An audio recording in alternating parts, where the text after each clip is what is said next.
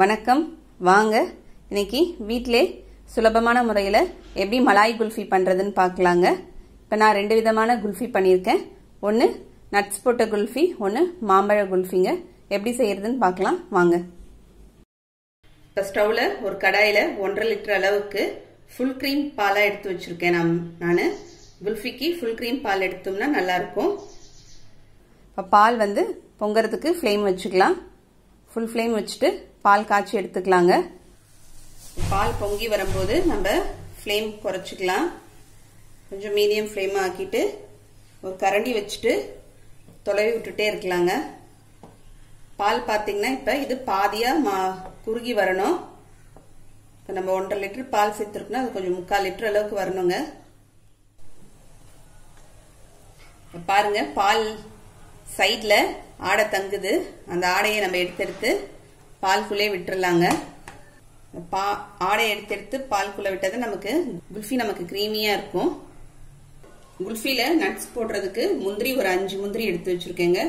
பிஸ்தா ஒரு 10, பாதாம் ஒரு 5 பீஸ் எடுத்து வச்சிருக்கேன். ஏதாவது ஒரு நட்ஸ் கூட நம்ம போட்டுக்கலாம்.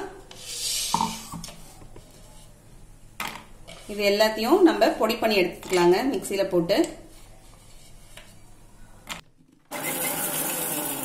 இப்போ இந்த அளவுக்கு நம்ம பொடி பண்ணி எடுத்துக்கலாம். இப்போ இந்த ஸ்டேஜ்ல நம்ம சர்க்கரை சேர்த்துக்கலாங்க. ஒரு 5 டேபிள் ஸ்பூன் அளவுக்கு நான் சர்க்கரை எடுத்து வச்சுக்கிறேன். 1.5 லிட்டர் பாலுக்கு இதுல சேர்த்துடலாம். இப்போ நம்ம சர்க்கரை சேர்த்து பால் நல்லா பாதி அளவுக்கு சுண்டி வந்துருச்சுங்க. இப்போ ஏலக்காய் தூள் சேர்த்துக்கலாம். சர்க்கரையில போட்டு பொடி பண்ணி எடுத்து வச்சிருக்கேன். 1 ஸ்பூன் அளவுக்கு ஏலக்காய் தூள் சேர்த்துக்கலாங்க. ஏலக்காய் தூள் சேர்த்து ஒரு கலந்து விட்டுறலாம். கலந்து விட்டுட்டு இப்போ இந்த பால்ல இருந்து பாதி பால் எடுத்துக்கிறேங்க. பாதி பால் மாம்பழ குல்ஃபி பண்ண போறோம். அதனால இதுல இருந்து பாதி எடுத்துக்கிறேன். இப்ப நம்ம பவுடர் பண்ணி வச்சிருக்க நட்ஸ் பொடியை சேர்த்துக்கலாம். சேர்த்துட்டு நல்லா கலந்து விட்டுறலாங்க. இப்ப நம்ம ஸ்டவ் ஆஃப் பண்ணிடலாம். இப்ப இதுவும் நல்லா ஆறட்டும். மாம்பழ குல்ஃபிக்காக எடுத்து வச்சிருக்க பாலும் நல்லா ஆறட்டுங்க. ஆறுனதுக்கு அப்புறம் அதுல மாம்பழம் சேர்த்துக்கலாம் நம்ம. எனக்கு இப்ப 1.5 லிட்டர் பாலுக்கு பால் சுண்டி வர்றதுக்கு இப்ப எனக்கு ஒரு 40 நிமிஷம் ஆயிடுச்சுங்க. இப்ப எல்லாமே ஆறிடுச்சுங்க.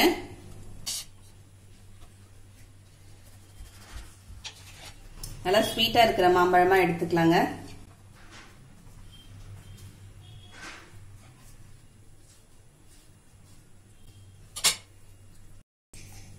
இது அப்படியே ஸ்பூன் வச்சு நம்ம எடுத்துக்கலாம். இந்த மாதிரி கட் பண்ணி எடுக்கும்போது நமக்கு ஈஸியா இருக்கும். அழகா வந்துடும்.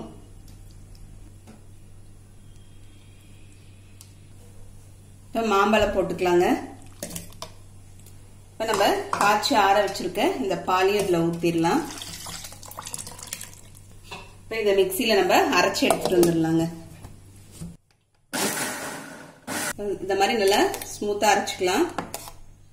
இப்போ குல்ஃபி மோல்ட்ல ஊத்திக்கலாங்க.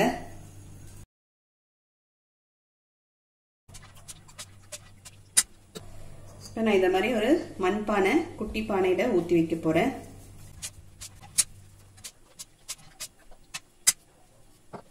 இப்ப மாம்பழ குல்ஃபியை நம்ம ஊத்திடலாங்க.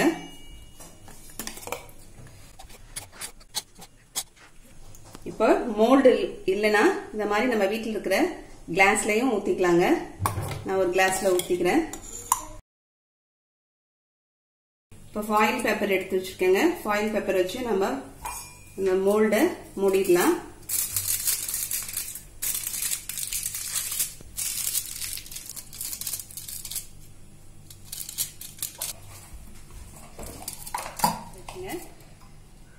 இப்போ இந்த ஸ்டிக்கு சொருவிடலாம். Ice cream sticker.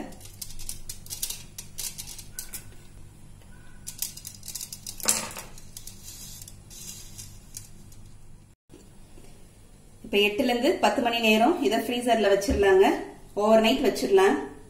நைட் வச்சிட்டோம்னா காலையில எடுக்கலாம். இப்ப குல்ஃபி நமக்கு ஒரு 10 மணி நேரமா ஃப்ரீஸ் ஆயிடுச்சுங்க. இப்ப எடுத்துடலாம். இப்ப இந்த மோல்டுல இருக்கிறத ஒரு கிளாஸ்ல ஒரு பாத்திரத்துல தண்ணி வச்சுக்கலாம். வச்சுட்டு இந்த குல்ஃபி மோல்ட நம்ம அதில் டிப் பண்ணிக்கலாங்க. ஈஸியாக நமக்கு எடுக்க வந்துடும். அந்த கூலிங் கொஞ்சம் லேசாக குறைஞ்சிச்சுன்னா நமக்கு எடுக்கிறதுக்கு ரொம்ப ஈஸியாக இருக்கும். இப்போ 2 தடவை அந்த குச்சை 2 தடவை சுற்றி அப்படியே எடுத்துக்கலாங்க. பாருங்கள் எவ்வளோ சூப்பராக இருக்குது. இது மாம்பழ குல்ஃபிங்க. இது நட்ஸ் போட்ட குல்ஃபிங்க. இது ரொம்ப சூப்பராக வந்துருச்சு. இப்போ மேலே கொஞ்சமாக நம்ம பரிமாறும் போது நட்ஸ் போட்டுக்கலாம். நீங்களும் இதை மாதிரி செஞ்சு பாருங்கள். செஞ்சு பார்த்துட்டு எப்படின்னு கமெண்ட் பண்ணுங்கள். இந்த வீடியோ உங்களுக்கு பிடிச்சிருந்தா லைக் பண்ணுங்கள், ஷேர் பண்ணுங்கள், மறக்காமல் சப்ஸ்கிரைப் பண்ணுங்கள். அடுத்த வீடியோவில் பார்க்கலாம். தேங்க்யூ.